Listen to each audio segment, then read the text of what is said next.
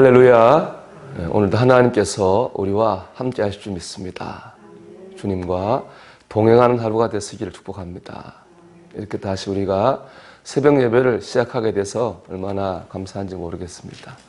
우리가 정말 기도로 이 악한 세대와 싸워 승리하는 저와 여러분이 되시기를 축복합니다. 오늘 본문은 바벨론 왕 느부갓네살이 애굽을 칠 것이다 이렇게 예언하고 있습니다. 애굽은 느부갓네살 왕의 공격을 견디지 못하고 무릎을 꿇게 될 것이다 이렇게 말씀하는데요.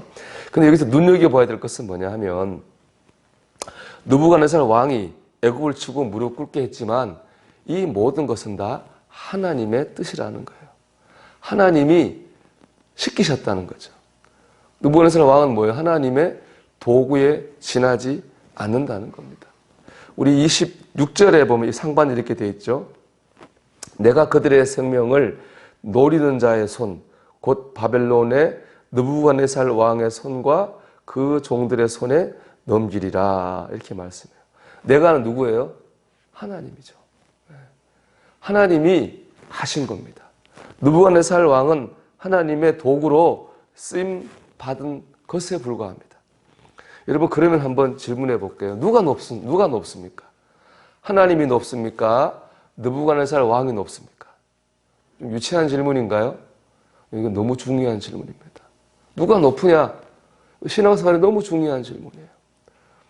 그 당시 느부갓네살 왕은 고대 근동에 가장 힘 있는 높은 사람이에요. 그런데 여러분 이 말씀 놓고 보면 누가 높아요?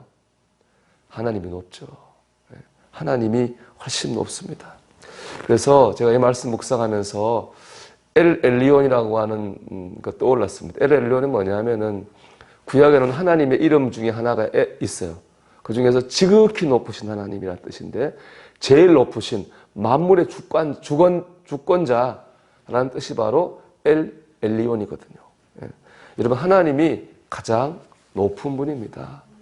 하나님 가장 높아서 모든 것을 주관하시는 분이에요. 이거는 제가 하는 게 아니라 다니엘서에 보면 느부갓네살 왕이 고백한 거예요. 다니엘서 보면요. 느부갓네살 왕이 꿈을 꿔요. 꿈을 꾸는데 해석이 안 되죠. 그래서 다니엘이 해석해 줍니다. 해석의 내용은 하나님 왕이 정신병이 걸려가지고요. 7년 동안 미친 사람으로 살 거라는 거예요. 그래서 그 말씀이 이루어져 가지고 느부갓네살 왕이 정신병에 걸립니다. 7년 동안 짐승처럼 들로산으로 쫓아다니면서 미친 사람으로 살아요. 그리고 7년 뒤에 정신이 돌아와서 병이 낫거든요. 그 과정에서 보면 먼저 다니엘이 꿈을 해석할 때 이렇게 말하며 해석해요. 4장 24절일 때 다니엘 써요. 왕이여 그 해석은 이러하니이다. 곧 지극히 높으신 이가 명령하신 것이 내 주 왕에게 미칠 것이라. 하나님께서 지극히 높은 하나님께서 왕이 정신병 걸리게 할 거라는 거예요. 이거 7년이 지났어요. 이제 정신병이 나았어요. 정신이 맑아진 느부갓네살이 이렇게 고백합니다. 그 기한이 참에 나 느부갓네살이 하늘을 우러러 보았더니 내 총명이 다시 내게로 돌아온지라. 이에 내가 지극히 높으신 이에게 감사하며 영생하신 이를 찬양하고 경배하였나니 그 권세는 영원한 권세요 그 나라는 대대에 이르리로다. 지극히 높으신 하나님을 이 느부갓네살 왕이 깨달았어요. 그전에 몰랐는데 한번 자기가 7년 동안 아파보고 나니까 그전에는 자기가 제일 높은 사람인 줄 알았는데 깨달은 거예요. 나 아무것도 아니구나. 하나님께서 가장 높은 분이구나 하는 걸 느부갓네살 왕이 깨닫고 지극히 높으신 하나님 엘 엘리온 이렇게 고백하게 되었습니다. 하나님은 지극히 높으신 분입니다. 여러분에게도 하나님은 지극히 높으신 분입니까? 하나님을 제일 높으신 분으로 믿고 우리가 실생활에서 고백할 때 우리 신앙이 완성된다고 생각합니다. 예배를 드릴 때 보면은 습관적으로 늦게 오는 분들이 있어요. 이런 다 뭐 사정이 있겠죠. 근데 이런 생각을 해봤어요. 만약 저번에 대통령하고 약속을 했다면 저렇게 할까? 그런 생각 해봤어요. 여러분이 대통령하고 약속을 했다면 어떻게 했겠어요? 그 전날 잠이 안 오겠죠. 내일 대통령 만나는데 잠이 오겠습니까? 가슴이 두근두근하고 가서 어떻게 해야 되나 무슨 말을 해야 되나 뭐 생각이 많을 겁니다. 아침에 일어나겠죠. 일어나서 제일 좋은 옷을 갈아입겠죠. 거기서 뭐 대통령 만나는데 책 보이고 하겠습니까? 제일 좋은 옷 갈아입고 일찍 준비할 거예요. 데려올 거니까. 그렇게 대통령 만나지 않겠습니까? 여러분, 대통령이 높습니까? 하나님이 높습니까? 쉽게 대답이 안 나오죠. 예. 하나님 높습니다. 대통령 우리 죄를 사해 줄 수 없습니다. 대통령 우리를 구원할 수 없습니다. 그도 하나님 앞에서는 연약한 한 인간에 불과할 뿐입니다. 어디 대통령뿐이겠습니까?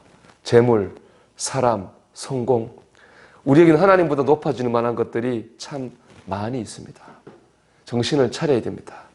하나님이 지극히 높으신 하나님입니다.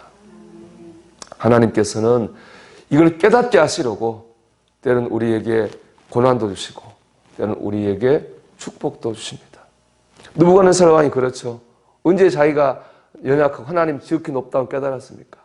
아파 본 다음에 7년 동안 아파 보고 나니까 자기는 아무것도 아니고 하나님 제일 높은 분이라고 하는 걸 깨달았잖아요. 축복도 마찬가지입니다. 이루어질 수 없는 일들이 기도 가운데 이루어질 때 우리는 하나님이 높은 분이라고 하는 것을 깨닫게 됩니다.